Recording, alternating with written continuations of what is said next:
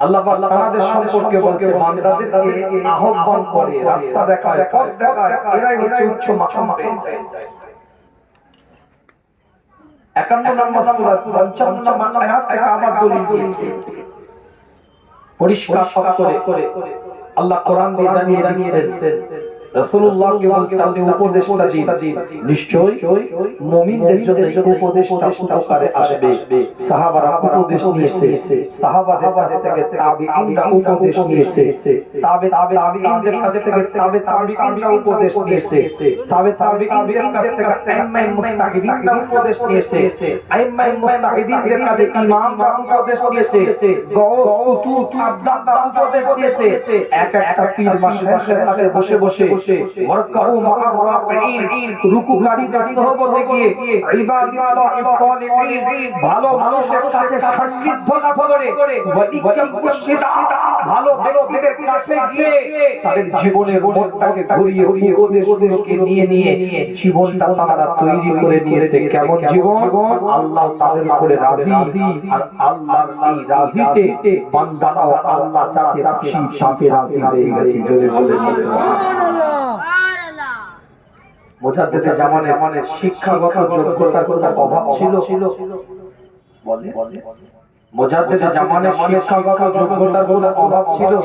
40টা হাদিসের কিতাবে সনদ প্রাপ্ত একজন মুজাদ্দিদ, সেই মানুষটা কোথায় গিয়ে বসে আছে? রাসূলে নোমা, কলকাতার মানিকতলা টলে ঘুমিয়ে আছে রাসূলে নোমা। সুফি ফাতিহ আলী রাইসি রাহমাতুল্লাহ আলাইহি বারগায় 18টা বছর কাটিয়ে দিয়েছে। কি শিখতে গিয়েছিল বলে? হুজুর ফরজ, গোসলের ফরজ, জায়েজ নাজায়েজ হালাল হারাম এগুলো বুঝতে গিয়েছিল।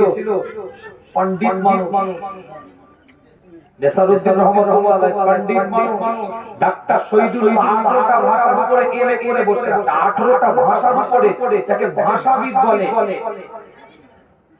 সেই মানুষটা এসে মুজাদ্দিদে জামানের দরবারে পাটা গুটিয়ে বসে আছে। কি এলেমের অভাব ছিল? আল্লামা রুহুল আমিন রহমাতুল্লাহ আলাইহি পাটা গুটিয়ে বসে আছে। কি এলেমের অভাব ছিল?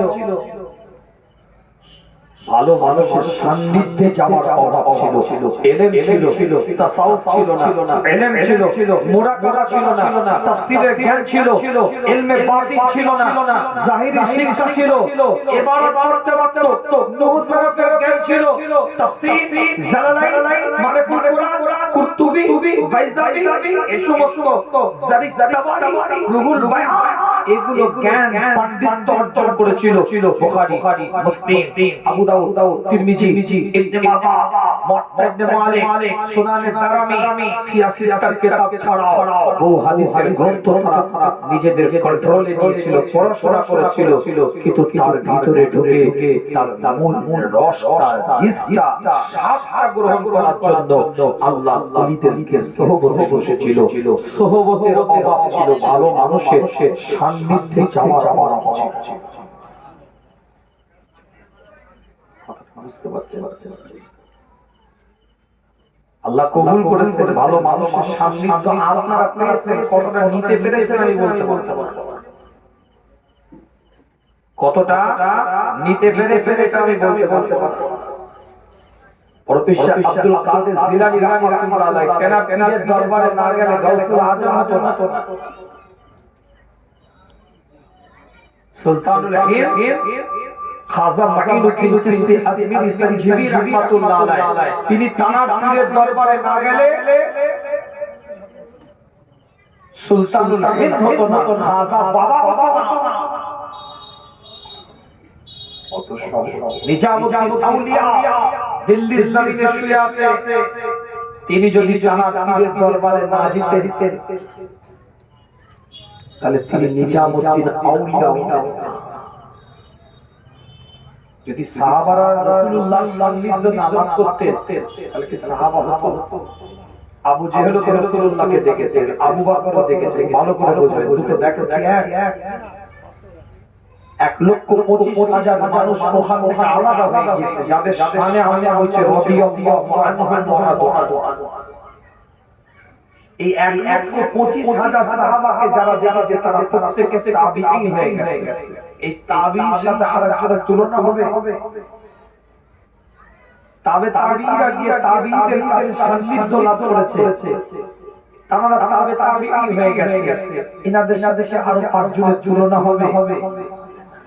আমি বোঝাবার জন্য কথাগুলো বলছি।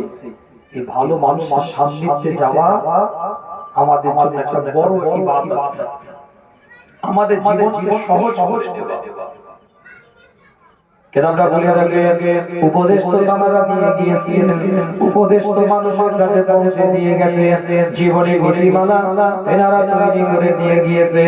আল্লাহ নবী মুহাম্মদুর রাসূলুল্লাহ সাল্লাল্লাহু আলাইহি ওয়াসাল্লাম সাহাবে কেরাম হুজুরদের সাথে আলাপ আলোচনা করতে থাকে, সাহাবে কেরাম হুজুরদের সাথে কথাবার্তা বলতে থাকে। আল্লাহ নবী মুহাম্মদুর রাসূলুল্লাহ সাল্লাল্লাহু আলাইহি ওয়াসাল্লাম জানিয়ে দেয় কাল কিয়ামতের ময়দানে, কাল হাশরের ময়দানে, আল্লাহ পাকের দরবারে কাল হাশরের ময়দানে যেদিন तमाम বিশ্বটা তাবাহ হয়ে যাবে, ধ্বংস হয়ে যাবে, চূর্ণ বিচূর্ণ হয়ে যাবে। ইজা যুলজিলাতিল আরদু জিলজালাহা, তাফসীর তার ভাষা করে দিচ্ছে হুররিকাত কিয়ামিন সাআতি, যেদিন কিয়ামতটা সংঘটিত হবে। ওয়া আখরাজাতিল আরদু আসকালাহা, এই জমিনটাকে আল্লাহ আমার মাওলা আমার পরওয়ারদিগার বেনিয়াজ জানিয়ে দিবেন, এই জমিন তুই ভূমি করে দে, কে করে দে, জমিন ভূমি করে দিবে, কে করে দিবে আমওয়াতিহা ওয়া কুনুজিহা, লাশসমূহ খনিজ দ্রব্য সমূহবার হয়ে আসবে।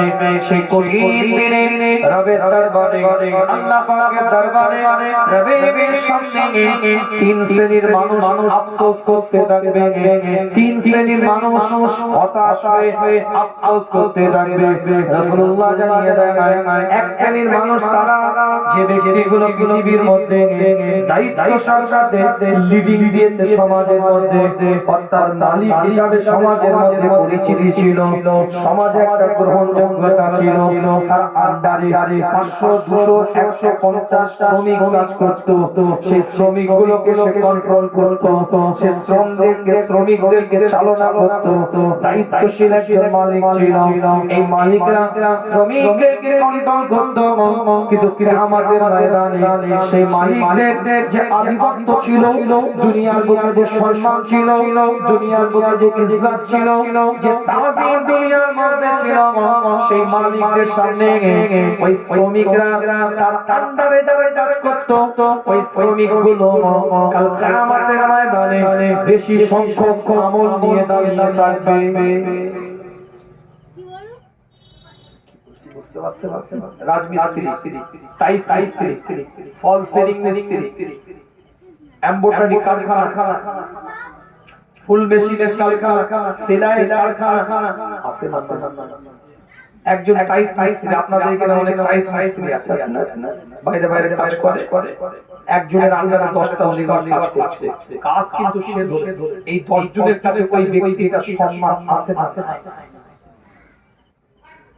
একটা রাজমিস্ত্রি তার আন্ডারে 10টা লেবার কাজ করছে, কিন্তু কাজ ইনি ধরছে, ইনার আন্ডারে ওই 10 জন আছে, তাহলে ইনার আন্ডারে তো না, তাহলে ইনার সম্মান তাদের কাছে আছে না? একটা উস্তাকারের আন্ডারে 50টা কারিগর কাজ করছে, সে বেচারা বাইরে থেকে কাপড় মাল টাল নিয়ে এসে স্যাম্পল দিয়ে দিচ্ছে, সেলাই করছে রাত জেগে। তাহলে যে ব্যক্তিটা এদের চালনা করছে, তাদের কাছে এই ব্যক্তির একটা আলাদা সম্মাননা গ্রহণযোগ্যতা আছে না? ভালো করে বুঝে আমি কি বলছি। কিন্তু কিয়ামতের ময়দানে